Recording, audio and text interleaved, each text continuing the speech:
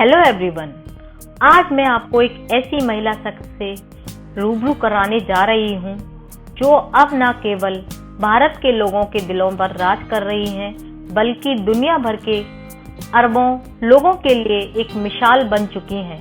जी हाँ, एक ऐसी ही महिला शख्स जो है हमारे देश की 15th प्रेसिडेंट द्रौपदी मुर्मू।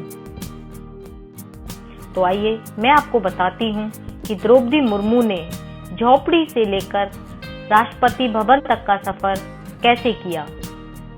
जैसा कि हम सब जानते हैं, द्रौपदी मुर्मू देश की अगली राष्ट्रपति होंगी। 3 दौर की गिनती के बाद ही उन्होंने निर्णायक बढ़त ले ली। एक समय था जब आदिवासी परिवार से आने वाली मुर्मू झोपड़ी में रहती थीं और अब उन्होंने 340 कमरों के आलीशान राष्ट्रपति भवन तक का सफर पूरा कर लिया है। मुर्मू का ये सफर इतना आसान भी नहीं है। यहाँ तक पहुँचने के लिए मुर्मू ने ना जाने कितनी तकलीफें झेली हैं। इस सफर में कई अपने भी दूर हो गए और कष्ट इतना मिला कि कोई आम इंसान कब का टूट गया होता। फिर भी मुर्मू ने न केवल संघर्ष जारी रखा, बल्कि देश के सर्वोच्च पद तक पहुंचने में कामयाब भी हुई। आज मुर्मू न केवल भारत बल्कि दुनिया भर के अरबों लोगों के लिए एक मिसाल बन चुकी हैं। आगे बढ़ते हुए मैं आपको बताती हूँ कि द्रौपदी का जन्म कहाँ और कब हुआ। द्रौपदी का जन्म उड़ीसा के मयूरगंज जिले के बैतपोसी गांव में 20 जून 1958 को हुआ था। द्रौपदी संथाल आदिवासी जातीय समूह से संबंध रखती हैं। उनके पिता का नाम बिरांची नारायण टुड्डू है और उनके पिता एक किसान थे। द्रौपदी के 2 भाई हैं, भगत टुड्डू और सरैनी टुड्डू। और अब बात करते हैं मुर्मू की पढ़ाई के बारे में। मुर्मू की स्कूली पढ़ाई गांव में हुई। वह 1969 से 1973 तक आदिवासी आवासीय विद्यालय में पढ़ी थी। इसके बाद स्नातक करने के लिए उन्होंने भुवनेश्वर के रामा देवी वीमेंस कॉलेज में दाखिला ले लिया।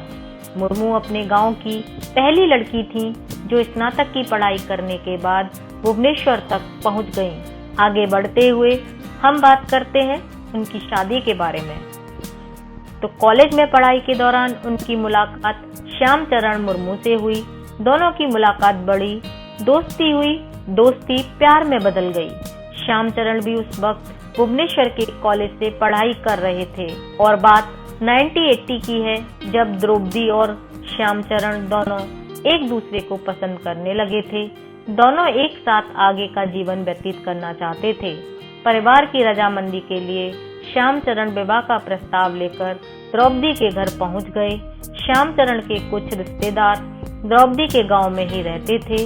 ऐसे में अपनी बात रखने के लिए श्यामचरण अपने चाचा और रिश्तेदारों को लेकर द्रौपदी के घर पहुंच गए थे। तमाम कोशिशों के बावजूद द्रौपदी के पिता बिरंची नारायण टुड्डू ने इस रिश्ते को इनकार कर दिया और श्यामचरण भी पीछे हटने वालों में से नहीं थे। उन्होंने तय कर लिया कि अगर वे शादी करेंगे तो द्रौपदी से ही। द्रौपदी ने भी घर में साफ कह दिया था कि वे श्यामचरण से ही शादी करेंगी। श्यामचरण ने 3 दिन तक द्रौपदी के गांव में ही डेरा डाल दिया। थक हार कर द्रौपदी के पिता ने इस रिश्ते को मंजूरी दे दी। शादी के लिए द्रौपदी के पिता मान चुके थे। अब श्यामचरण और द्रौपदी के घर वाले दहेज की बातचीत को लेकर एक साथ बैठे। इसमें तय हुआ कि श्यामचरण के घर से द्रौपदी को 1 गाय, 1 बैल और 6 जोड़ी कपड़े दिए जाएंगे। दोनों के परिवार इस बात पर सहमत हो गए। दरअसल द्रौपदी जिस संथाल समुदाय से आती हैं, उसमें लड़की के घर वालों को लड़के की तरफ से दहेज दिया जाता है। कुछ दिन बाद श्याम और द्रौपदी का विवाह हो गया। बताया जाता है द्रौपदी और श्याम की शादी में लाल पीले देसी मुर्गों का भोज हुआ था। तब लगभग हर शादी में यही बनता था। अब बात करते हैं उनके परिवार के बारे में। 1984 में छोटी बेटी की मौत के बाद 2009 में द्रौपदी को जीवन का बड़ा दर्द झेलना पड़ा। उनके 25 साल के बेटे लक्ष्मण मुर्मू की रहस्यमयी तरीके से मौत हो गई। लक्ष्मण अपने चाचा चाची के साथ रहते थे। बताया जाता है लक्ष्मण शाम को अपने दोस्तों के साथ गए थे। देर रात एक ऑटो से उनके दोस्त घर छोड़ गए। उस वक्त लक्ष्मण की स्थिति ठीक नहीं थी। चाचा चाची के कहने पर दोस्तों ने लक्ष्मण को उनके कमरे में लिटा दिया और उस वक्त घर वालों को लगा कि थकान की वजह से ऐसा हुआ है, लेकिन सुबह बेड पर लक्ष्मण अचेत मिले। घर वाले डॉक्टर के पास ले गए, तब तक उनकी मौत हो चुकी थी। इस रहस्यमयी मौत का खुलासा अब तक नहीं हो पाया है। बेटे की मौत के सदमे से द्रौपदी अभी उभर भी नहीं पाई थी। उन्हें दूसरी झकझोर देने वाली खबर मिली। ये घटना 2013 की है, जब द्रौपदी के दूसरे बेटे की मौत एक सड़क दुर्घटना में हो गई। द्रौपदी के 2 जवान बेटों की मौत 4 साल के अंदर हो चुकी थी। वह पूरी तरह से टूट चुकी थी। इससे उबरने के लिए उन्होंने आध्यात्म का सहारा लिया। द्रौपदी राजस्थान के माउंट आबू स्थित ब्रह्म कुमारी संस्थान में जाने लगी। यहाँ कई दिन तक वह ध्यान करती थीं। तनाव को दूर करने के लिए राजयोग सीखा।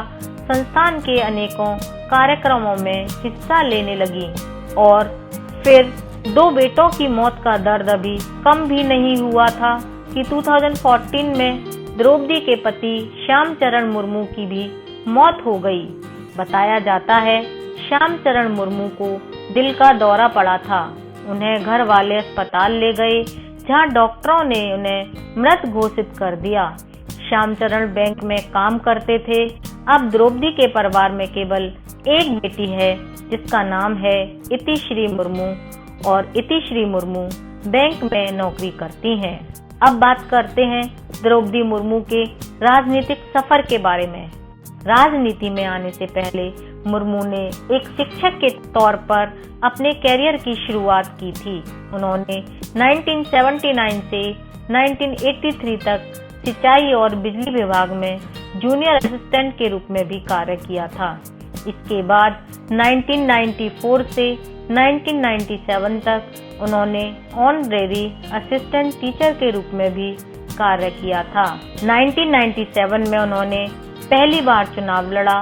उड़ीसा के रायरंगपुर जिले में पार्षद चुनी गयी।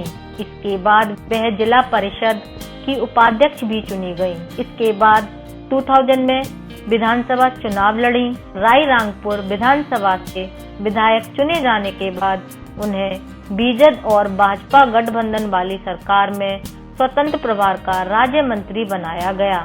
2002 में मुर्मू को उड़ीसा सरकार में मत्स्य और पशुपालन विभाग का राज्य मंत्री बनाया गया। 2006 में उन्हें भाजपा अनुसूचित जनजाति मोर्चा का प्रदेश अध्यक्ष बनाया गया। 2009 में वह रायरंगपुर विधानसभा से दूसरी बार भाजपा के टिकट पर चुनाव जीती। इसके बाद 2009 में वह लोकसभा चुनाव भी लड़ी, लेकिन जीत नहीं पाई। 2015 में द्रौपदी को झारखंड का राज्यपाल बनाया गया। 2021 तक उन्होंने राज्यपाल के तौर पर अपनी सेवाएं दी। राष्ट्रपति का चुनाव जीतने के बाद वह देश की पहली आदिवासी राष्ट्रपति बनेंगी।